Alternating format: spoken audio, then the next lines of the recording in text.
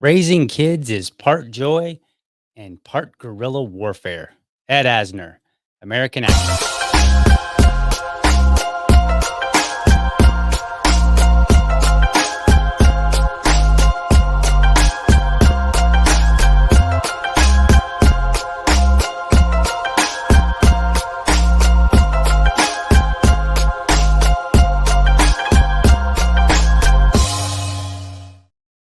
All right. Good morning and welcome to another morning episode of the Liberty Dad podcast, a discussion on politics and culture. If you're tuning in live, I want to especially thank you for giving me your time so early. Okay. A quick, simple, no big deal announcement. The next 2 weeks may be a bit rocky for me. And the reason for that, the little guy is going to be starting school next week. And so our entire schedule is going to be changing a little bit to adapt and, get everyone where they need to be on time. So just be aware that, I may have to at the last minute maybe not do a show or do it relatively later or whatever. We're still working things out and hopefully it will be relatively smooth. The transition will be easy and I won't have to make too many adjustments, although that may happen as well. It's yet to be seen. So, just wanted to let everybody know. I'll mention that every day this week. And then starting next week, well, we'll see really how it goes. This week should be mostly fine. But we are kind of practicing to kind of get ready and so it's not too much of a shock next week. So just wanted to give that quick announcement to everybody, just letting you know. All right. So what are we talking about? We're talking about some dads today. And goodness, over the weekend, or was it the week? Sometimes I get confused if it's like Thursday and Friday and then the weekend, or if it's all over the weekend. But over the weekend ish, there were some interesting things that happened. So this first one, I'm going to talk about some dads. Now, look, parents are the most judgmental people on the planet. I'm just sure of it. Like, I don't know that you can get any more judgmental than us parents. And we've got a reason for everything. And we're pretty sure that it's a good reason.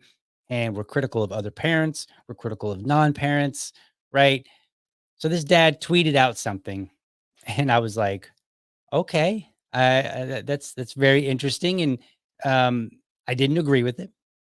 Now, as a rule of thumb, when it comes to ideas, I can be critical of ideas. And sometimes I don't really care so much about the person.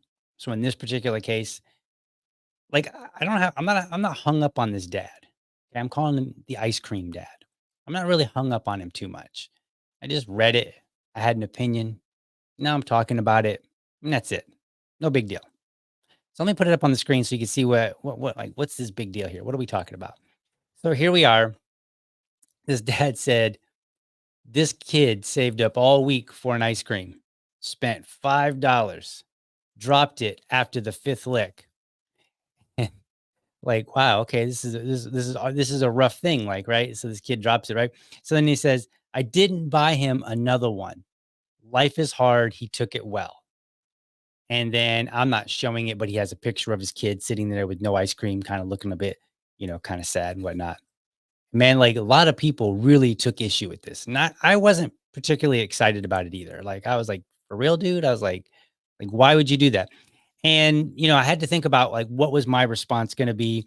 And so rather than, go through some lengthy diatribe criticizing the guy, and there's a lot of pretty mean things that people said toward the guy.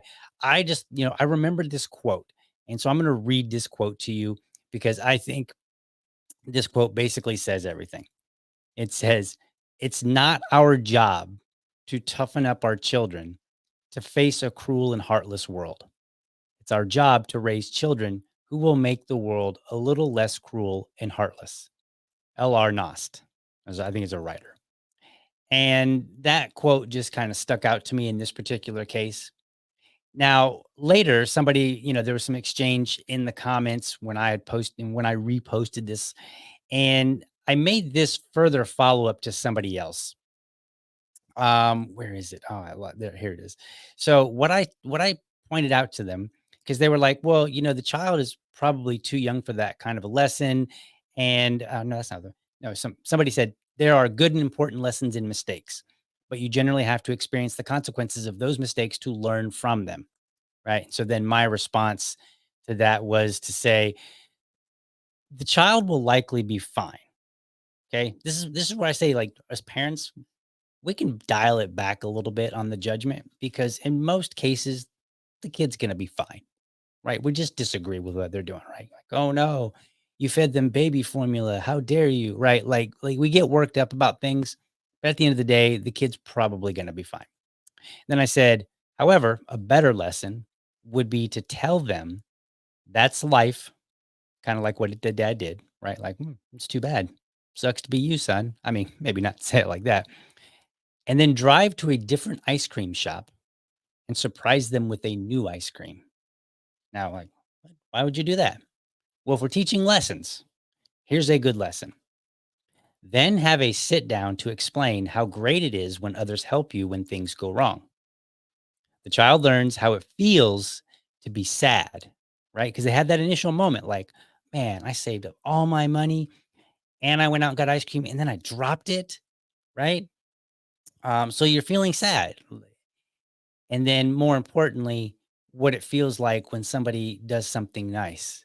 Man, that was nice of dad to get me another ice cream.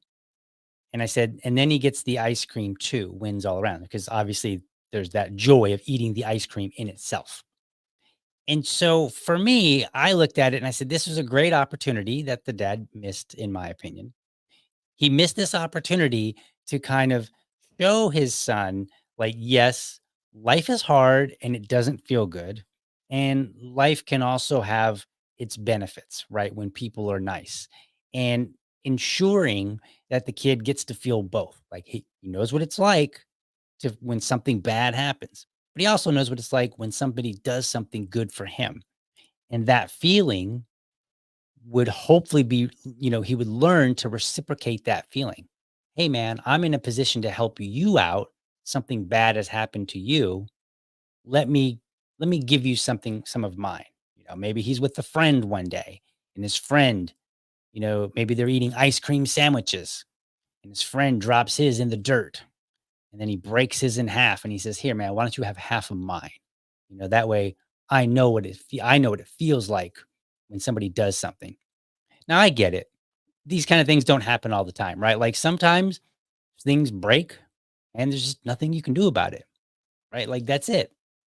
And you have to learn to okay. You have to learn to deal with life. But I think the more important lesson isn't, man, I got to teach them how bad life is. It's how life can be. And that's the important thing. Because here's the deal, folks. Life is going to come at you hard. And there will be things for which you can't get around. You know, the kid's going to fall down and scrape his knee. You can't undo that, right? If I drop my ice cream, somebody gives me a new ice cream, that feels like it's undone. It technically isn't. But if you're a little kid, it's a distinction, it's a difference without distinction, right? But some things you can't undo them. Fall down, you scrape your knee, that's that, right? Like it hurts. You can't undo it. Your dog dies, you can't undo that. I mean, you can get them a new dog, but they still have the memory of the old dog. Their best friend moves away, well, they might get a new friend, but they still remember their old friend, right? And there are many life lessons for which your child, as they get older, they're going to experience. So I look at it and I say, why do I want to introduce them to any more than absolutely necessary? And I would rather teach them, hey, if you're in a position to help somebody out, then do. And that's the lesson that I want. Now, look, all of this is conversation to edify us all. I don't, and a lot of people took this dad to task, and in some ways, rightfully so. Like I think I was reading through the comments, and somebody had said, "Well, some ice cream places would just offer to replace it and give them a new one." And the dad said, "They did. I turned it down."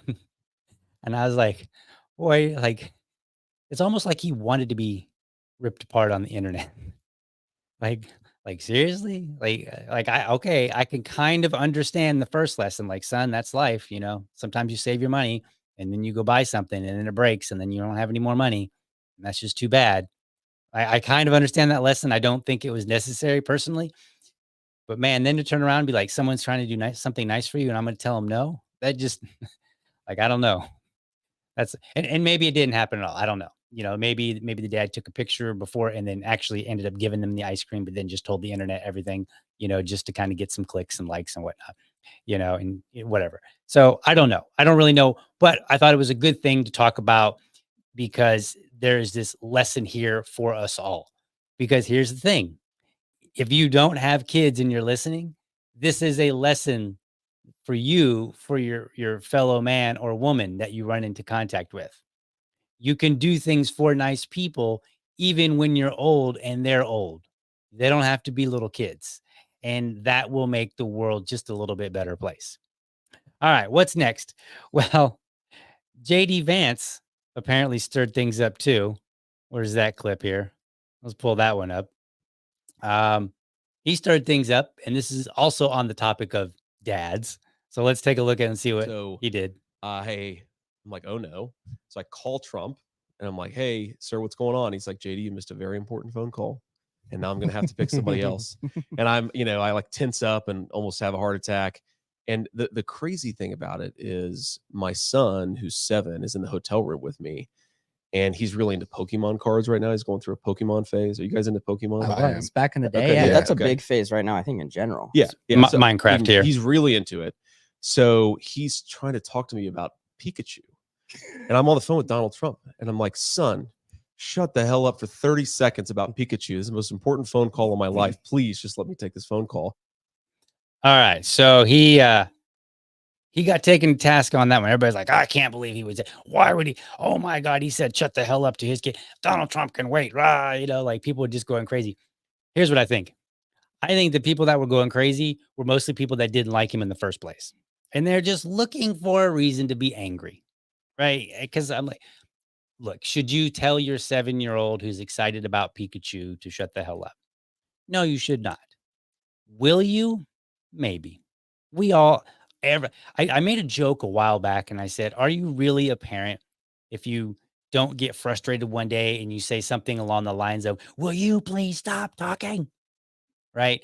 And, because kids just talk, talk, talk, talk, talk, talk. And it's like, daddy, mommy, and I've made jokes. I'm like, man, I never realized just how many times a child could say mommy and daddy in a single day. They're very good at it and they want your attention, right? And they want it. Unlike people, like my wife will talk to me in the other room. Maybe I'm not even looking at her and she'll just talk anyway. And this is like this funny, we've seen the reels and stuff where, men are making fun of these kind of things, right? And so we have a tendency as adults to start talking before we've ensured attention. And kids are a little different. They make sure they have your attention first.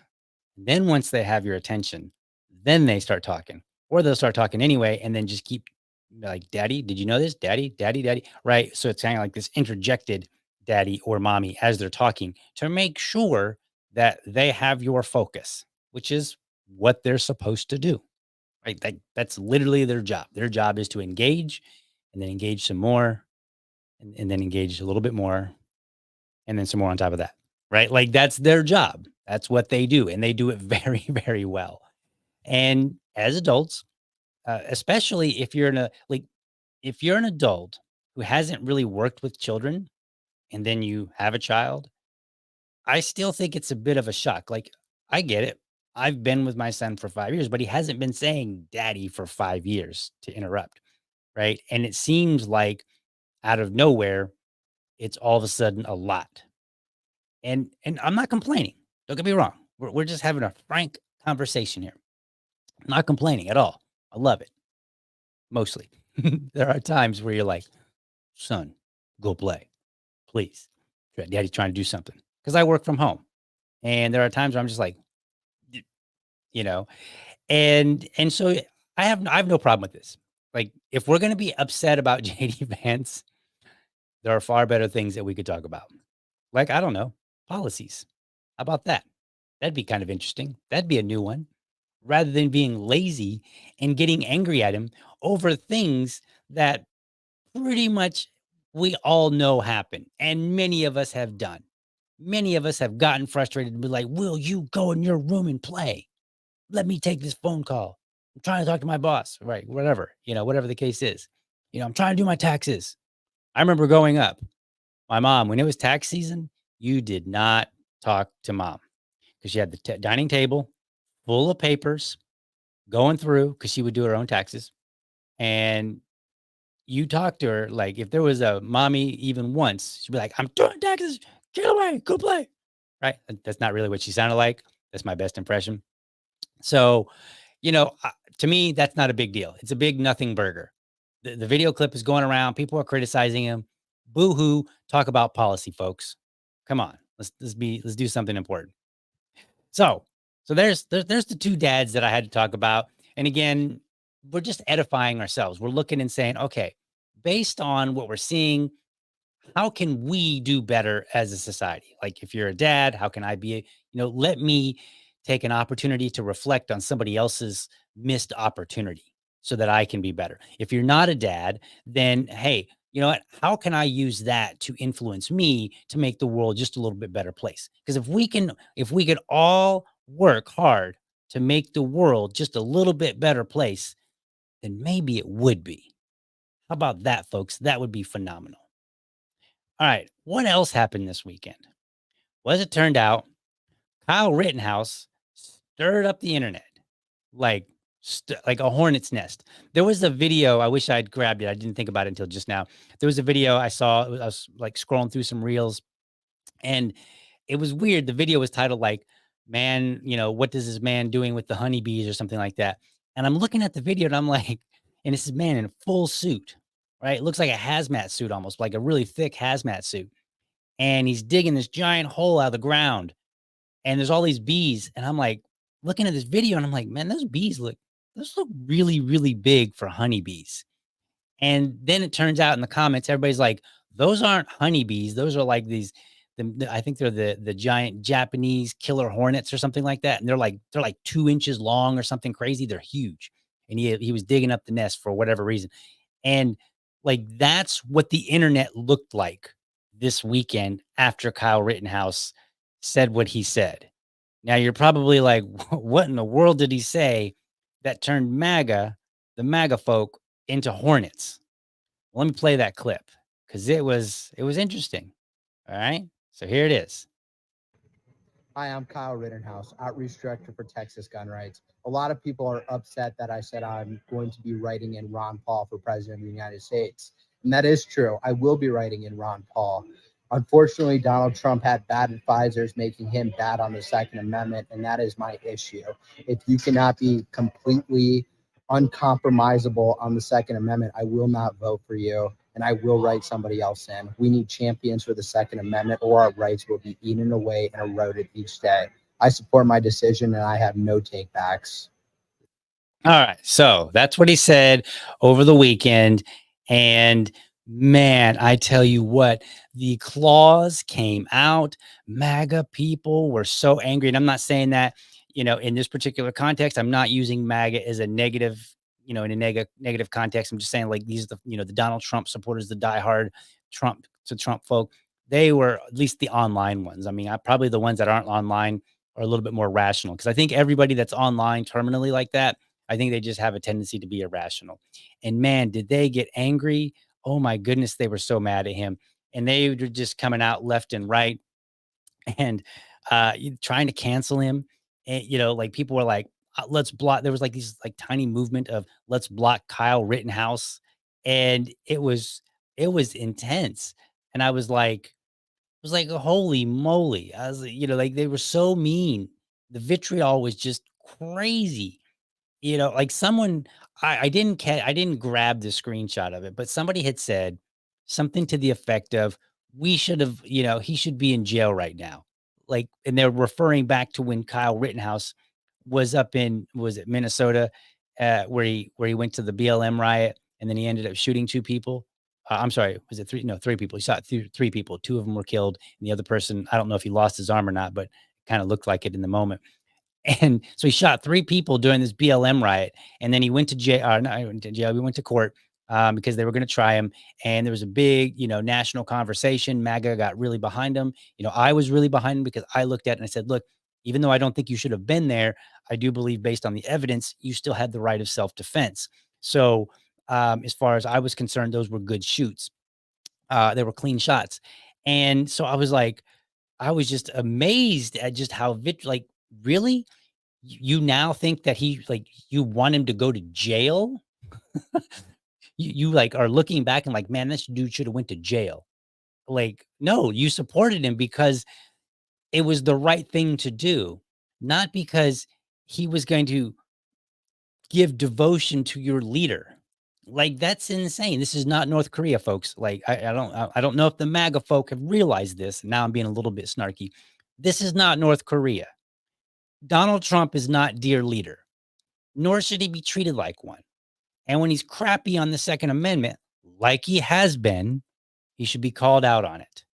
And we should not, the MAGA folks should have been like, look, Kyle, we'd really like to get your support back. You're right. And then maybe push Donald Trump to be a little bit better. Because I want you to think about this. All that vitriol, who did that convince? Was anybody like, you know what? That's the crowd I should be a part of? Nobody. Nobody said that. Nobody who was on the fence and was like, man, I'd like to support Donald Trump, but here are some issues. That didn't help get them over.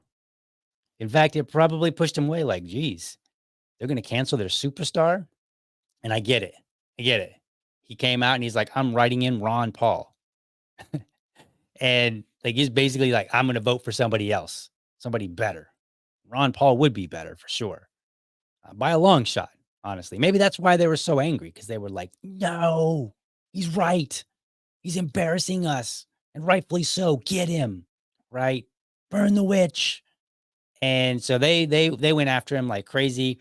Then I know he said no takebacks, but unfortunately, he did take back. And so here's what he said.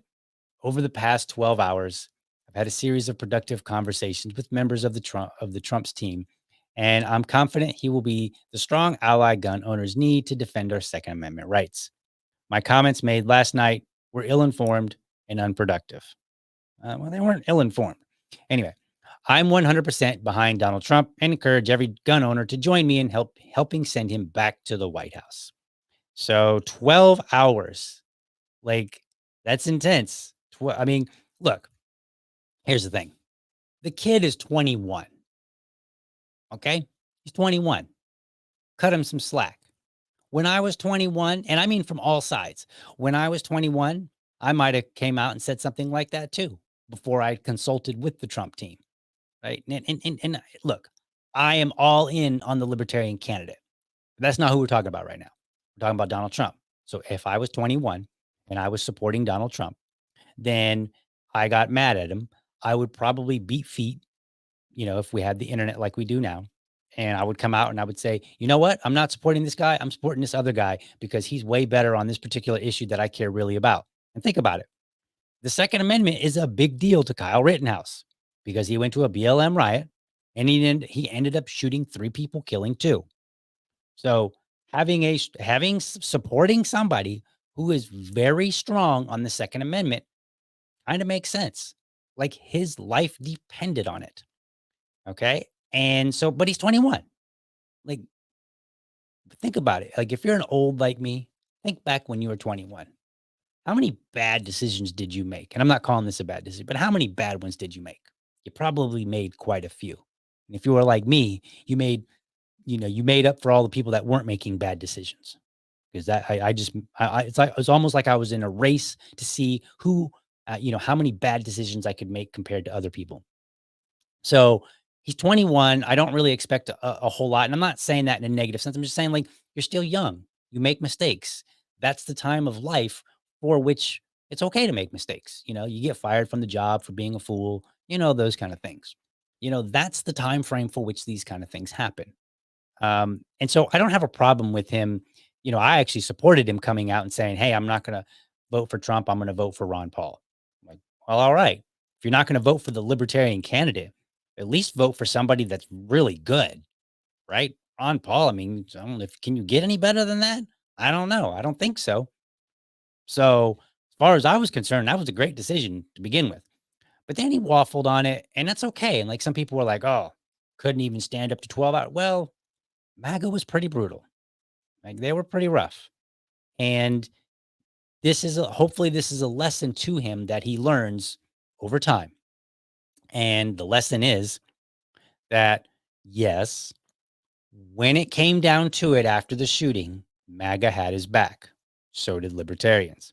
And when he decided that he was going to vote for somebody else, MAGA did not have his back. They tried to tear him down. Libertarians supported him. What does that mean? It means libertarians had his back the whole time, right? And we knew and we understood, hey, you get to vote for whoever you want. Your vote is your vote. And my view is it is the job of every candidate to earn the vote, every vote that they get. When I, as the chair here in Duval County in Jacksonville, when we had 3 guys running for city council, one of the first things that I told them, I said, you are not owed any vote, not even from libertarians. You will have to earn every single vote that you get. And I was very clear on that. Same thing applies, and it should apply to the Republicans and the Democrats, period. Okay. And the reason is because that is our checks and balance on making sure that the candidates tell us, they're honest, and then they follow through. If they know they have to earn every vote, but if they don't have to earn every vote, if the crowd is just going to bully people into keeping them in line, then guess what? We are creating leaders that aren't accountable to us. So I look at it and I say, this is a good thing all around. It's okay. Or in some ways it's a good thing. In some ways it's just an okay thing. It's okay that he went back and forth. It's okay that he, it's not okay that the crowd bullied him, but it's okay that he capitulated. I get it. He's 21. When I was 21, if a mob of people came after me like that, I'd probably be like, all right, look, you know what? Turns out I was wrong. He's actually really good on the Second Amendment. And, I hope everybody will, join me in supporting him. Like, okay. Like, I think that's good. That's what happens, right? Like you're 21, he made, in the eyes of some, he made one mistake. In the eyes of others, he made a different mistake. It's okay. He's 21. Now, when he's 41, well, I hope he's a little more resilient, right? But he's 21, and that's fine. The online mob came after him. That's not fine. That was insane. Y'all people are crazy.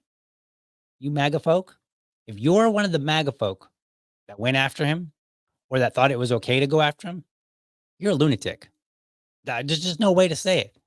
Like you are literally the left. I don't want to hear any more about, oh, the left. No. I don't want to hear it. I saw what you guys did. I saw how terrible you people were. That's awful. That's ridiculous. That should have never happened. Now, that doesn't mean that you can't be angry and be like, man, I can't believe you said that. But like to wish that he would have been in jail to, come back and say, you know what, I'm sorry that I ever supported him. No, you should have supported. Those were 2 entirely separate things. You should have supported him because it was the right thing to do in the moment. And then if you disagreed with him coming out and saying, I'm not supporting Trump, then you should have a disagreement on that and then keep them separate. Because when you don't, you are exactly the enemy that you claim to oppose. You are what you hate. Plain and simple. So, but I don't want to hear it anymore. So whenever the MAGA online folk cry about the left and what they're doing, I'm just gonna hold up a picture of Kyle Rittenhouse. Now, in the past, I have said that Kyle Rittenhouse, I have said that if you are somebody that wants to be in the public eye, you're a podcaster, you're a speaker, you're a blogger, whatever, right? You're somebody that puts your name out there behind an idea and you want others to consume it and to consider it.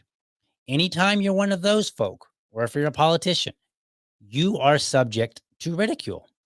That's just that's part of it.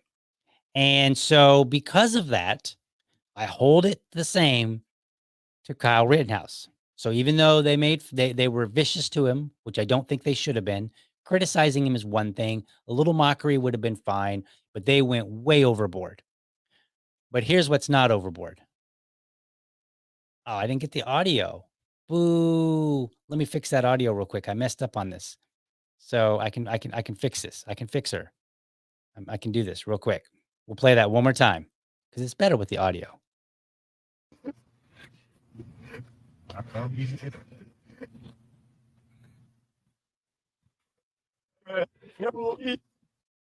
Okay, that was a little mean, but hey, you know what?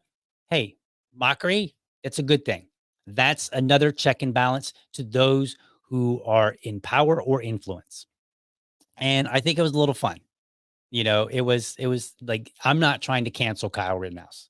Just poking a little fun at him, be like, hey man, remember that time that you were crying on stand, which I really sympathize with him. And I know people were vicious and they were like, oh, those are fake tears. And I was like, are you a psycho? Yes, you're a psycho. But in this particular case, now that he is a public figure, I look at it and I say, hey, you're subject to all the same ridicule and mockery that we are. And then I just tell everybody else, you need to dial it down, right? You take it easy. You don't need to get crazy. Don't make yourself look like a lunatic because a lot of the same ones of you, can I say that? Is that proper grammar? Is probably not proper grammar. A lot of the same folk who were vicious to him are the same people that would be like, hey, why is that dad not giving his son ice cream? Why is JD Vance? Why is he telling his son to shut the hell up? For which, by the way, we don't know if he actually said shut the hell up. He might have just been like, that was what he was thinking. And he said, son, calm down. Let me talk on the phone. Right. Like, we don't really know exactly how the interaction actually happened. But a lot of the same people, you know, that, that are criticizing these other dads are out there being vicious toward Kyle Rittenhouse. That's weird. Seems like if you want the world to be a little bit better place, you want these dads to teach a little bit better lesson to their sons, right? If you don't want dads to tell their kids to shut the hell up when they're excited about Pikachu, in my case, it would be Minecraft, right? If you don't want dads doing that, I don't know. Maybe you lead by the way. Maybe you lead by your actions, right? You lead the way. You first. And so maybe when you get online and you're upset at somebody like Kyle Rittenhouse, rather than saying the most vile thing that you can think of, maybe you say, this is where I dial it back. And I show the example of what it should be because I want the world in totality to be a little bit better place. Anybody think of that? But yeah, they're all related. Every one of these stories is related because it's how we treat another person. And yeah, other people, they frustrate us for one reason or another. Our children, they frustrate us, right? They come talking when you got that big project that's due and you're a little bit behind and you know the boss is riding your ass. And you're like, man, I got to get this project done. And your kid's like, Dad, want to go play ball? Like, no, I don't want to play ball. But yes, I want to play ball. But no, I can't play ball right now because the boss is stressing me out, right? This has got to get done. And so the way that we make the world a better place is that we start. And we remember, it doesn't stop just because our kids are grown. It applies to us even if we don't have children. And from my perspective, Kyle is basically a kid. Now I know he's 21, he's an adult. He can go buy alcohol, he can buy cigarettes, he can join the military, he can sign for a loan, he can buy a car, he can do all these crazy things, right? He can get married. Like, and I don't mean crazy in a negative sense, just he can do all these things that he couldn't do just literally a couple of years ago. Just literally a few years ago, he could not do these things. But for me, I'm 46. So I look at him and I go, dude, like if I had had a child young, you could literally be my son, like as far as age is concerned. And so when I look at it and I say, as vicious as they're being to him, I don't really see a huge distinction between you folk and Ice Cream Dad or JD Vance, right? And this also applies to everybody that went and canceled Home Depot lady. Same thing. You're not making the world a little bit better place. You're just being vicious and then pointing the finger at somebody else and saying, well, I can't believe you're such a terrible dad or that you're a terrible terminally online person. No. It's the lot of us. All right, let's get to a couple comments here real quick. Going back, I have 4 boys, 10, 8, 6, and 3. It can be incredibly stressful. I get it. See, I'm telling you, if you're a rational parent, you understand. And to be honest with you, I have one, he's 5. I get it too. I imagine I might get it more if I had like several kids, but I only have one, and that one can be stressful sometimes. Adults can be stressful. Sometimes my wife and I stress each other out. We're like, would you just stop? It's usually me because I'm, making jokes, and she seems to have lost her humor over the years. Running joke there. Okay. Funny? Not funny? I don't know. But anyway, adults, we get on each other's nerves for any number of reasons. Hey, I can't believe you're not supporting my guy anymore. Whatever the case may be. And the way that we make the world a better place, start with ourselves. All right, let's see. Was this a missed opportunity to promote Chase? Maybe. It might have been. I did see some promotions of Chase, where people were like, hey, Chase has always been 2A. You should check him out. He's very firm on the 2A, like period. He's not waffling on it. Like the red flag, no, it was the bump stock, red flag, all the things that Donald Trump did. There was like a meme that had like a list of all the different things where he failed on the Second Amendment. Like all of those things, Chase Oliver would not be. So, yeah, I don't know if it was a missed opportunity. Depends on who you're asking. Like for me, did I use it? Not really. Should I have? Probably. Did others? Yes, others did. I did see that others were promoting him. So kudos to you if you were one of those folks that was like, "Ooh, this is my chance," and then you did it. Great, awesome. All right. So what I want to do is now I want to shift over and I want to get into a bill review. But I know I'll be a law someday, at least I hope and pray that I will. But today I am still just a bill. All right. I'm going to update that video one of these days. I got a few ideas how we can make that video more interesting so that we can get into the bill reviews. The bill review portion of the section. Look, first of all, I'm not a lawyer. Okay. Plain and simple. I'm just a guy that reads the bills and then I give you my opinion on them. That's it. Very simple. And the reason I do that is because I want you to know, hey, reading a bill is actually not that hard. And you can learn a lot, even if you're not a lawyer. You can just read it and just be like, that's interesting. And if you don't like a few things out of there, you could reach out and you could tell your senator or your representative, you can say, hey, or whomever it is, depending on where the bill is, whether it's a federal bill, a state bill, a local bill, call your city council, say, hey, I don't like this bill that you guys are getting ready to vote on. Here's why I don't like it. Right. But before you could do that, you got to read it so you understand the bill. So we're going to talk quickly about the COSA bill. It's a lengthy bill, so we're not going to get into everything. But here's a nice overview from NBC that will tell you a little bit about COSA. So let's play. Earlier this afternoon, the Senate overwhelmingly passed landmark legislation aimed at keeping kids safer online. The final vote, 91 yeas to 3 nays, and it comes 6 months after an apology on Capitol Hill from Meta CEO Mark Zuckerberg to parents who say their kids were harmed online. Everything that you've all gone through is terrible. No one should have to go through the things that your families have suffered. That exchange was during an emotional Senate hearing with several other big tech CEOs about this legislation.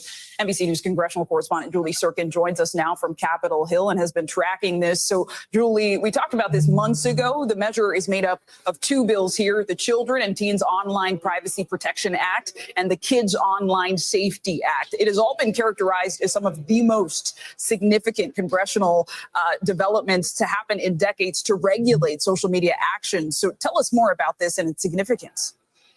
Yes, Ingley, since 1998, that is the last time that Congress addressed any kind of legislation when it comes to regulating online platforms. Of course, back then we didn't have social media companies, but any platforms that could affect kids. Even when I was growing up, when you were growing up, I'm sure too, we talked about the importance of cyberbullying, of avoiding that. Only now in 2024, kids can't get off their phones, right? They are everywhere, especially when I talked to one mom, for example, whose son took his life during COVID because he was cyberbullied so extensively. So the focus of this legislation, really, first of all, it's bipartisan. And second of all, it would actually hold some accountability to these social media platforms. It would enforce algorithms that they said have been harming kids, harmful content that you could be seeing. It doesn't control the content, but it does hold the social media companies accountable and not pushing harmful content to kids, especially if they're under the age of 18. It has parental controls as well that are enforced through these apps. And again, very importantly,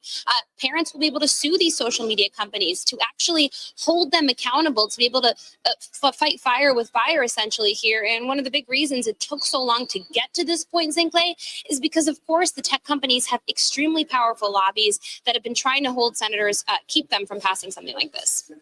All right. So this is a bill in part to assist with cyberbullying. Now, the bill is 106 pages, so we're definitely not going to go through the whole thing because, good Lord, that would be just a very boring show. And I don't want to do that either. But we're going to go over a couple of highlights here. Now, I want to point out, she mentioned cyberbullying. So I kind of want to focus on that a little bit. And, she's like, oh, the kids can't get off their phones. They can't get off their phone. Like, do they have parents? Because they have parents. The parents are doing their job. Yes, the kids can get off their phones, right? Like, let's be honest. That's what a parent is supposed to do. Hey, no more of that for you. Like, imagine saying that about other things. Oh, the kids can't stop eating. The kids can't stop playing video games. The kids can't, go to bed at night. Like, really? Where are the parents? That's a parent's job to make those things happen. So from my perspective, from a libertarian perspective, the responsibility starts at home. Okay. All right. So I want to point out cyberbullying. I was very curious. And so I looked it up because I wanted to see when was the first movie made about cyberbullying.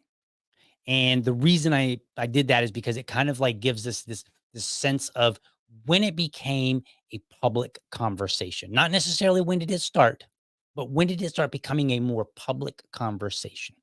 And so here's what I found. There's this film called Cyberbully. And this was back in 2011. So I'm using 2011 as the mark of when cyberbullying was a public conversation. That doesn't necessarily mean that's when it started. Okay. But it's a nice point in time because I want to show you some other headlines here. I want to point out something, and let's cut over to this. So here are some headlines. They're going to play. You don't have to necessarily read them, or you can pause the video, what have you. But what I did was I went back and I went to Google and I typed in bullying in school. And then what I did was I said, all right, I'm going to narrow my search results from prior to 2011. So all the images you see here are just simply screen grabs of news articles that came out during those respective years, 2000, 2001, all the way to 2010, right? And there I just grabbed four of the articles that popped up for every single year. So from 2000 to 2010, we clearly had a bullying problem. There have been multiple documentaries about bullying, right? So this is not the idea of bullying is not new. In fact, I've been talking about it this whole episode in some sense. Now you might argue and say, well, okay, well, the ice cream dad, that's not really bullying because bullying is more in like an action that you go and you intentionally do. So I get it. But I think there's a little overlap in bullying and how we treat other people when we have power, right? So if you're a dad and you have power over your child, you may not bully them, but you may make them feel similar to what a bully does when you could do something otherwise. Okay. And again, I'm not trying to beat up on Ice Cream Dad. I mean, he did put it out there on social media, so he wanted me to talk about it. I mean, what else was, I have to talk about it. He put it out there. Not my fault. Okay. So I'm not just unfairly picking on the guy. He put it out there. I didn't go hunt him down and say, what'd you do with your kid? He put it out there. He put his kid's picture out there. That's not me. So now I'm having a conversation.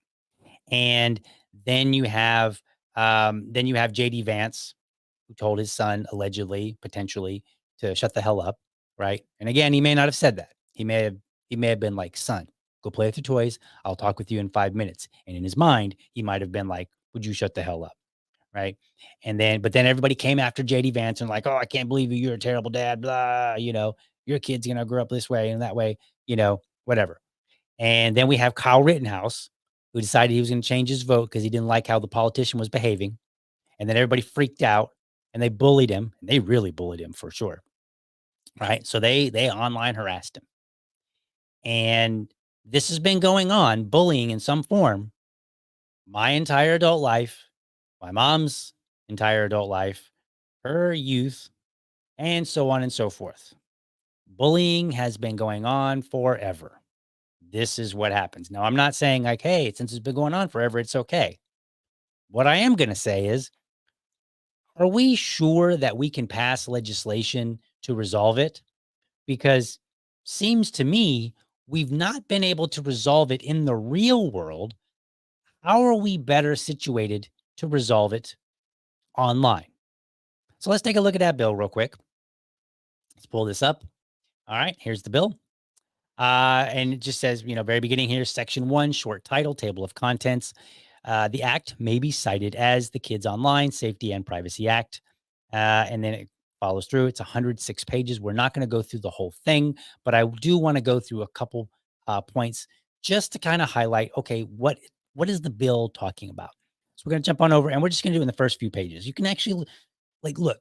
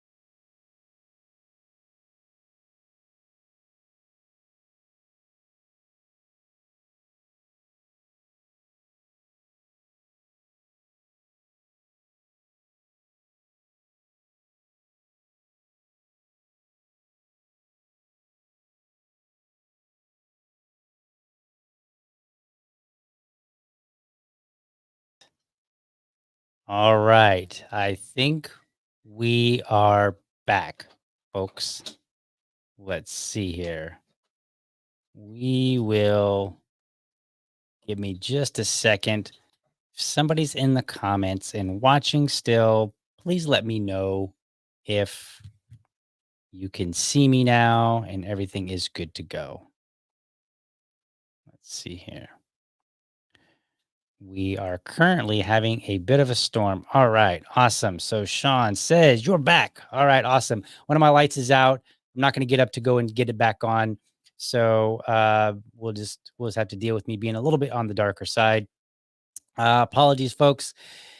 I forgot to mention at the beginning of the show, or maybe put a little note down that like, if the power goes out, or if the stream goes out, then it's just because of the storm that we've got going on here in Florida. But no worries, we're good to go. Everything's good, just the power. All right, so where were we? We were talking about this bill. We're going to go through it. So I just want to go through a few things and talk about the bill.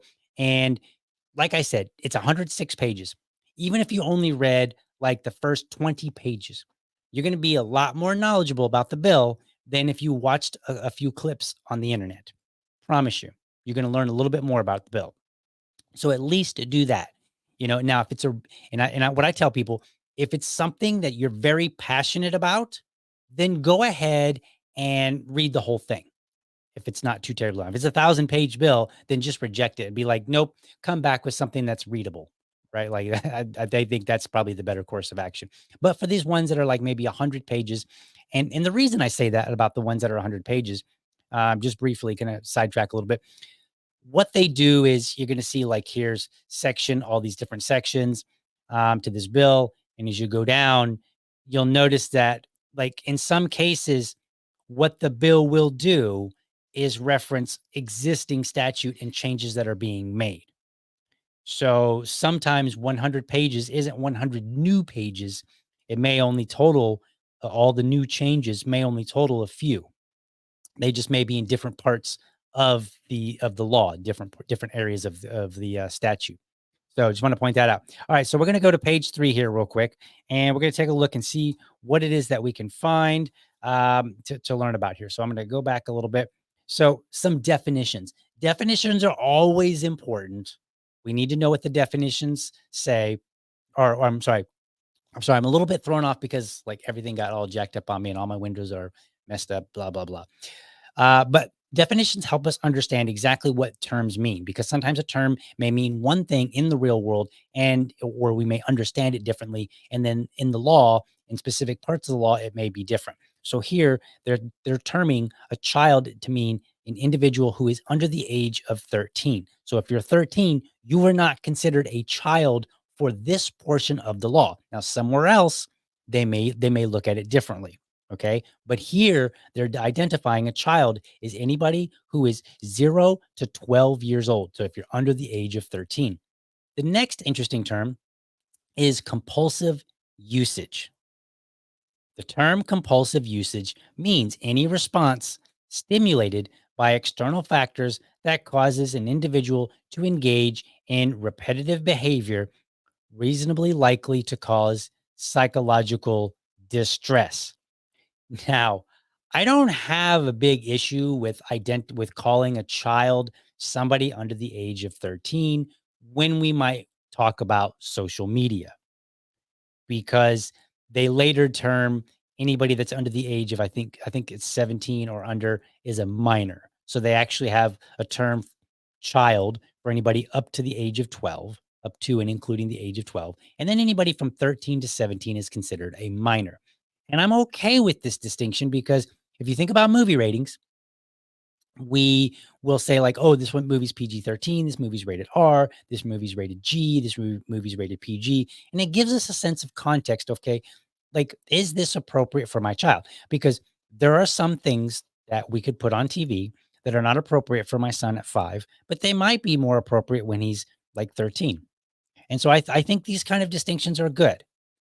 But then we get to compulsive usage, and I'm like, compulsive usage includes this notion that it causes psychological distress. Whoops, I scrolled too fast. So it includes psychological distress. And that's very interesting because I would say if you do something compulsively, you just do it repeatedly. So I already don't like this bill because they're defining it based on my psychological state. And I think the bill later goes through and talks about like what do they mean and what do studies say, so on and so forth. But I'm already kind of hesitant because I'm like, I don't I compulsive usage is just how often I use it. Some people can use the internet all day long and they're not psychologically distressed. But should they be using the internet all day long? Maybe not. Think in terms of the alcoholic who ruins his family versus the what do they call that? Uh the functioning alcoholic. Well, you're still an alcoholic. Just because you're compulsively doing something and it's not causing you distress doesn't mean that it's necessarily a good thing. Then on the other hand, I don't know that law needs to be worried about whether or not I'm compulsively on the internet or not. All right, so let's move on. We're going to go to page 3 now. Oh, no, this was page 3. So now let's move on to page 6 here and see what we find on page 6.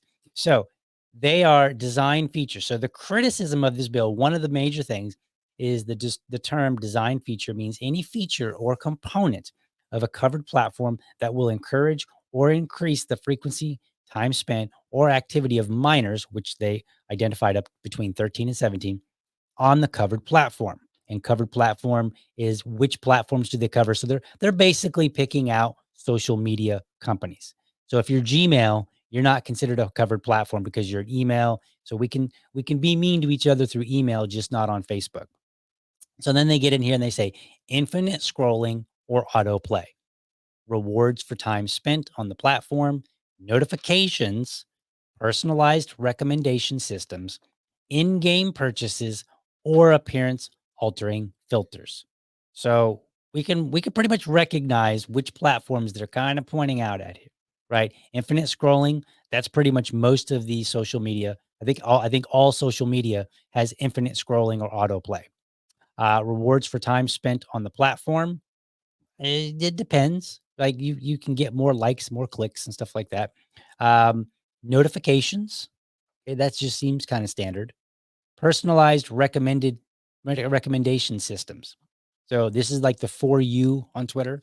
So they're saying like, hey, based on the things that you've been looking at, here's some more things that you might want to look at.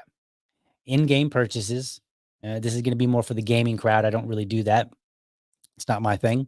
And then appearance altering filters. I think this would be like Snapchat and what's the other one? Instagram. I think Instagram has some appearance altering filters. So Twitter doesn't really have that. So basically, these A to F, these 6 items here, they seem to be kind of like almost focusing explicitly on like Facebook, Twitter, Instagram, Snapchat, TikTok. So pretty much all the social media outlets. They're basically taking aim and they're saying like, look, all the features that literally make your platform, we need to regulate them. I see that as a problem. That's not the government's job to regulate them. Okay. And again, we looked and we said, okay, compulsive usage was defined as when you use it a lot and it causes you distress. What if you're the bully? You're not being caused distressed. It's not causing you distress. You are causing other people distress.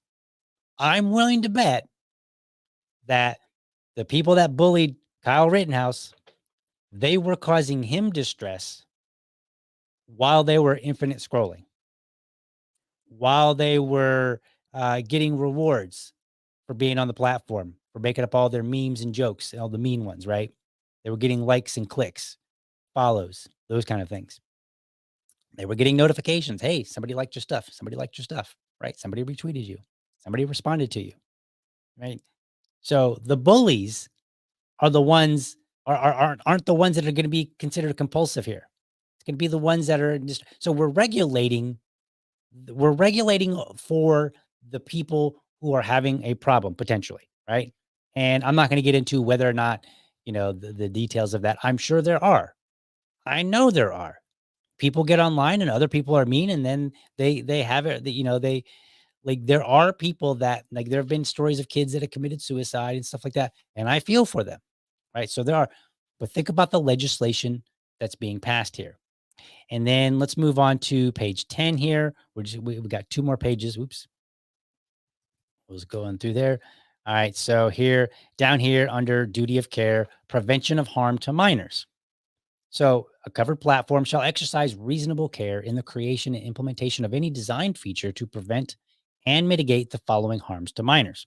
So let's just see if these things are the government's job.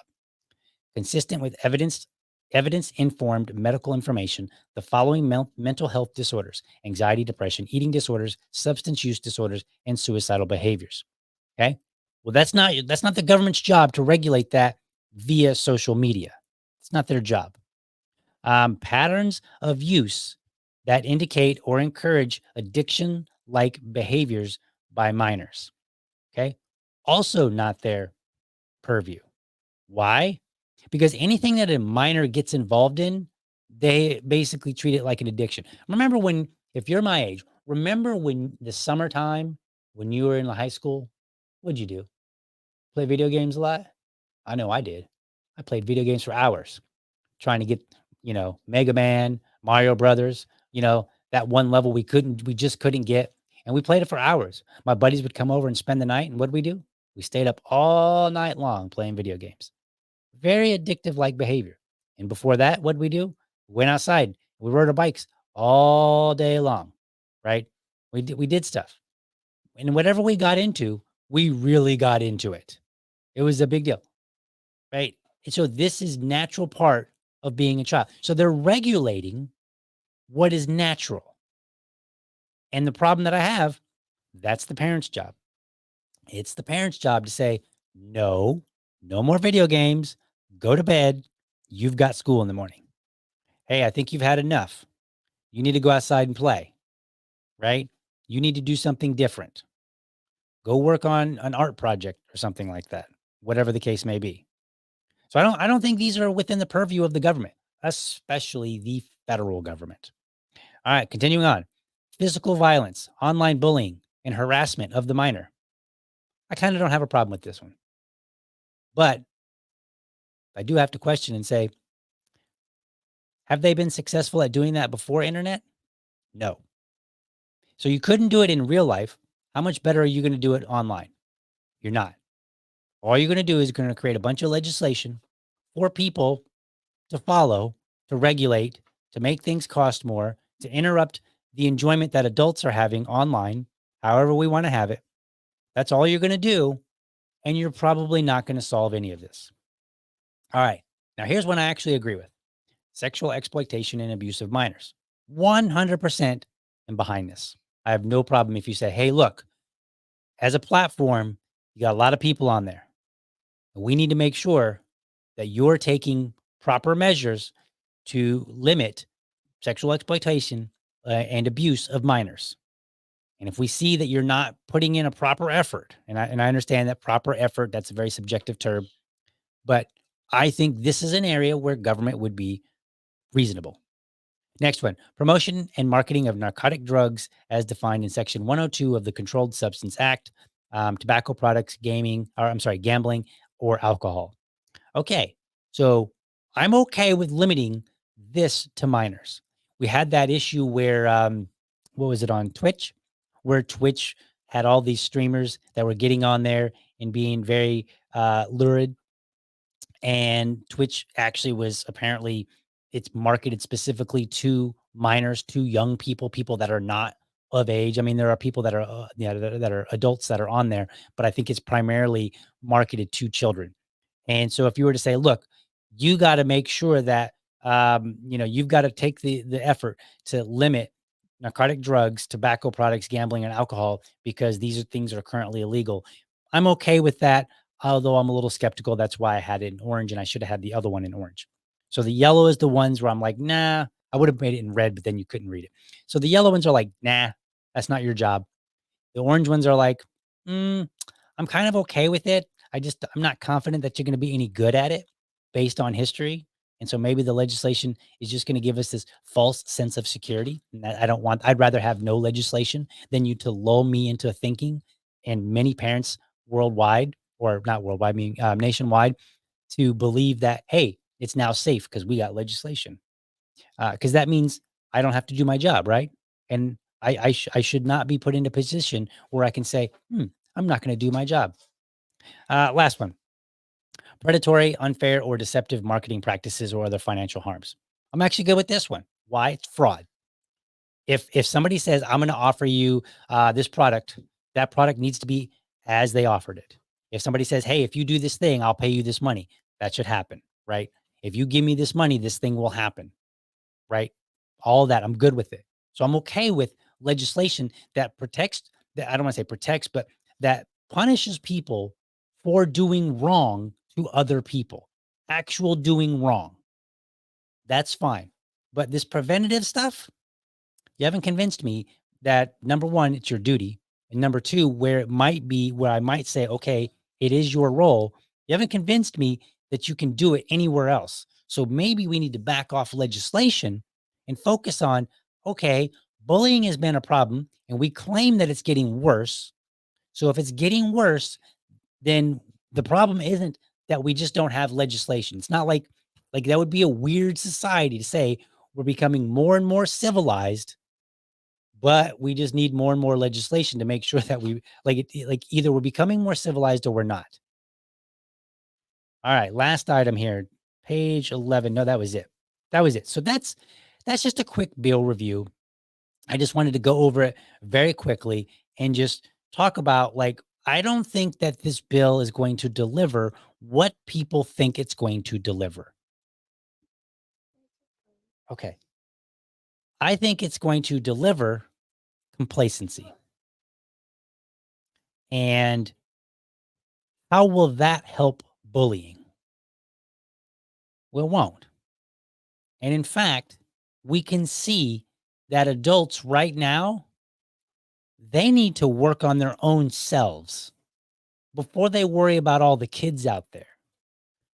How we're going to legislate companies so that we can stop cyberbullying for our kids when we as adults haven't figured it out yet. The people that were bullying Kyle Rittenhouse, adults. The dads that went after, or the parents or whoever, the people that went after JD Vance and said mean things about him as a dad, adults. The people that went after Ice Cream Dad, and there were some pretty mean ones, adults. Adults are bullies. We're bullying the wrong people, and legislation won't fix it. What's going to fix it is when we recognize we have to change. And legislation that kind of pretends and says, hey, we're going to do this, that's just going to lead us to say, well, I don't have to worry about online bullying now because there's a law. And since I don't have to worry about online bullying, my kid will be fine. And whatever I do must be fine. If I can get away with it, then it must be okay. That's not making for a better society. I'm going to show, folks. Plain and simple. What do we got here? All right. My children are not on social media. I agree. It's not the government's job to parent my child. 100% agree. My child is 5, so he's definitely not on social media. I do let him have YouTube Kids, and I observe. I either watch what he's watching, like when he's with me, I'll sit down and I'll take a look. I'm like, what are you watching? Or if he happens to, maybe be in the other room and I'm busy working, then I'll go back because it's on my account. So I can go back and look through the history and say, all right, what's he been watching? And I do that on a regular basis. And I keep tabs, very strict tabs on what he has access to when it comes to online. And he doesn't actually have a lot of access, actually. It's really literally YouTube Kids, or if there's something on like Netflix or something, then, I'll put that on. But I monitor it because that's my job as a parent, right? And I keep tabs. As he gets older, we will adjust, what I do so that I can keep tabs on what he's doing and what he's coming into contact with. Because that's my role as a parent. But my role as a parent is also to set a good example. How are we going to cry and whine about the cyberbullying that our kids are facing right after we got done bullying Kyle Rittenhouse, who's 21? Let's think about it this way. if adults my age said the things to Kyle's face that they said online, they might get assaulted by another adult because they were that vicious. Set a better example. You want kids to stop cyberbullying, which you'll never get it to stop. But can we make improvements? Oh yeah. Starting with us. Now, let's say this. Cyberbullying does not apply to politicians. Okay? Because they're the ones making laws. So every senator, every House member that supports this bill, go right ahead and cyberbully them. I mean, maybe, don't make threats and stuff like that. But cyberbully them, right? And if somebody's a public figure, they've accepted a certain amount. But that doesn't mean that we don't have a limit. And we need to say, all right, that's too far. I'm not going this far. You know what? I'm not going to like that because that's too far. In fact, maybe I'll criticize them and say, hey, you went too far on that. Because we as the adults set the example, and whatever we're doing to some degree, our kids will do because we've basically told them it's okay. So if we want a better world, start with ourselves. All right, let's see. What else do we got? We need a law. I know, right? Like every time there's something wrong in society, every time there's something that we don't like, there ought to be a law. No, there aren't. No, there should not. What there should be is people to say, how can I get my act together better? That's what we need. All right, folks. Hope you enjoyed the show. It went a little bit longer today. I am working diligently to try to make these shows between 30 and 45 minutes. That's my goal. Just for a number of reasons. Maybe I'll do an episode on why, but that's my goal. Today we had the power outage and I probably, packed too much into it, but we're getting there. We're going to be kind of, not today, we're not, but we're going to be getting to a more, to a more streamlined, slimmer show. That's the goal. But anyway, again, one more time, just to let you know really quickly, the next 2 weeks may be a little bit rocky as we prepare to get ready for him going to school and when he actually starts going to school. And then our schedule has to change because like right now, like we don't have to leave in the morning to take him to school. So we can pretend. And if we're a little bit over, it's okay. So just letting you know, if things are a little rocky the next week or two, that's what's going on. Thank you for watching. Hope you enjoyed this episode, found it informative and inspiring. Be sure to catch me Monday through Friday, 7 a.m. Eastern for an informed discussion on politics and culture. Make sure you are subscribed to my YouTube channel. Yeah, that's what I said. I'm trying to think if I said that wrong. Nope, I said it right. Make sure you're subscribed to my YouTube channel, or if you prefer my Rumble channel, you can go to youtube.libertydad.com, or you can go to rumble.libertydad.com. While you're there, let me know how I'm doing by leaving me a comment if you're watching at a later time. Last but not least, remember, if you're a champion of liberty, your business is people and your product is liberty. I want you to have a great week. Catch you next time. For now, I'm out.